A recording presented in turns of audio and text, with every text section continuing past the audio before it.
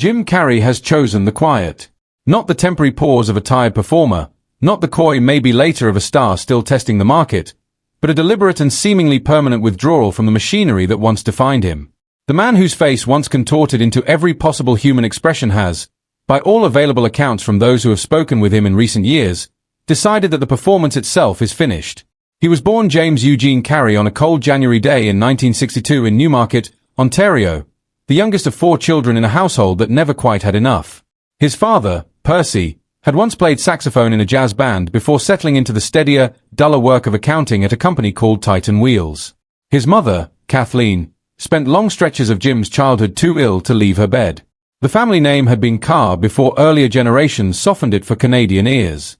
In that small, noisy house the young Jim learned early that laughter could rearrange the air in a room. He would stand in front of the bathroom mirror for hours, pulling his features into shapes that made his siblings stop and stare. At 10 he wrote a letter to Carol Burnett declaring himself a master impressionist. When her polite reply arrived he pinned it to the wall like a contract with the future. Then the bottom fell out. Titan Wheels closed. Percy, already past 50, sent out dozens of applications and received only silence. The family savings vanished into medical bills and ordinary living costs. They lost the house. For a stretch of years that still surfaces in Carrey's quieter interviews, the family lived in a yellow Volkswagen van parked near Lake Ontario. Percy and Kathleen slept inside the vehicle while the boys took a tent outside. Mornings began with frost on the sleeping bags and a wash-up at a gas station sink before school. They worked night shifts cleaning factories, earning a few dollars an hour scrubbing the same floors Percy had once walked as a salaried man. Jim was 13 when he watched his father mop bathrooms. The image never left him. By 16 he had left school. He worked 12-hour nights, napped in cars, and practiced impressions between shifts. Comedy was not a hobby. It was the only available exit. At 15 his father drove him to Yuck Yucks in Toronto for a first stage appearance. The set went badly. The audience barely responded. Percy drove him home without complaint. That night became one of the quiet foundations of the career that followed. Failure could be survived if someone still believed you were worth the drive. Los Angeles arrived with $200 and the hope that couches at comedy clubs would remain available. He opened for Rodney Dangerfield on the road, lived on free food, and kept auditioning. 3 attempts at Saturday Night Live ended in rejection. The Duck Factory came and went. Small parts paid for noodles. Then In Living Color arrived in 1990 and the volume of his life increased past any previous measure. Fire Marshal Bill, the grotesque, reckless firefighter, became the character audiences could not look away from. Carrey worked 80-hour weeks, gained and lost weight for sketches, and began relying on stimulants simply to stay upright. The laughter was enormous.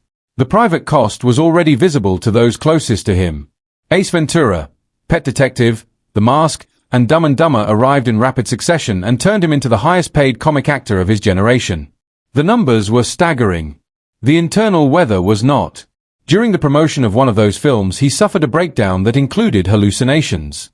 He later described himself as a clown with bipolar disorder, a man who wore a mask even when the green latex was off. Marriage to Melissa Womer, who had known him before the fame, ended in a public and bitter divorce. A second marriage to Lauren Holly lasted barely a year. The pattern was consistent. The higher the external volume, the more difficult ordinary human connection became. The dramatic turn with The Truman Show and Man on the Moon should have felt like liberation. Instead it deepened the internal pressure. For Truman he lived inside the artificial world for weeks, refusing ordinary contact so the loneliness would register as real.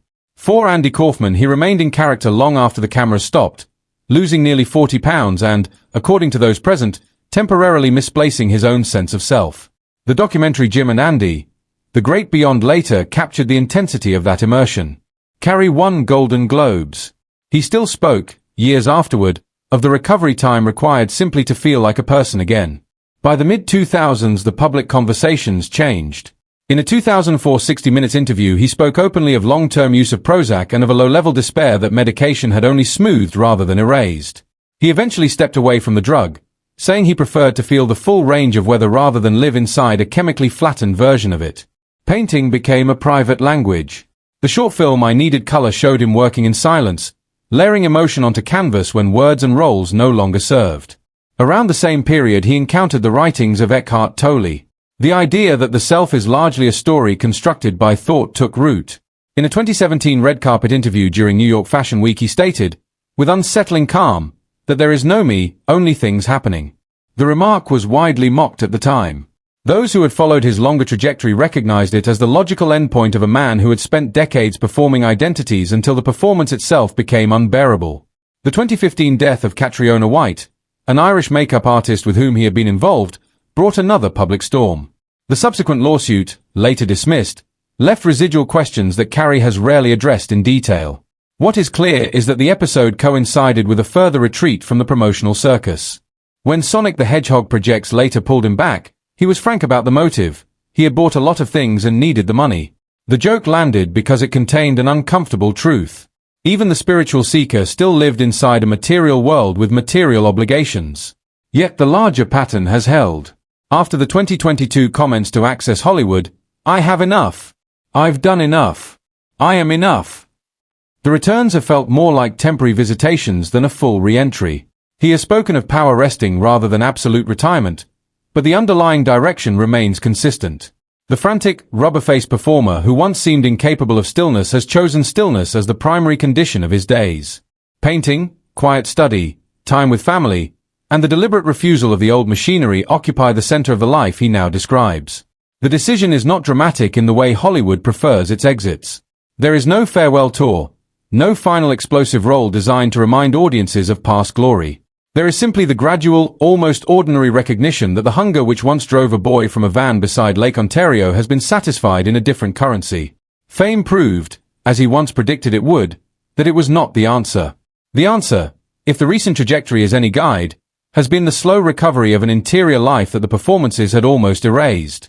What remains is the strange double image that has always defined him, the man who could make millions laugh while privately negotiating a low-level despair, the artist who could disappear so completely into another identity that his own became temporarily unavailable, the seeker who finally decided that the only honest performance left was the refusal to perform.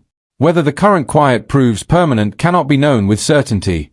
Careers have reversed before, but the internal logic that has carried him from the van to the canvas points in one clear direction.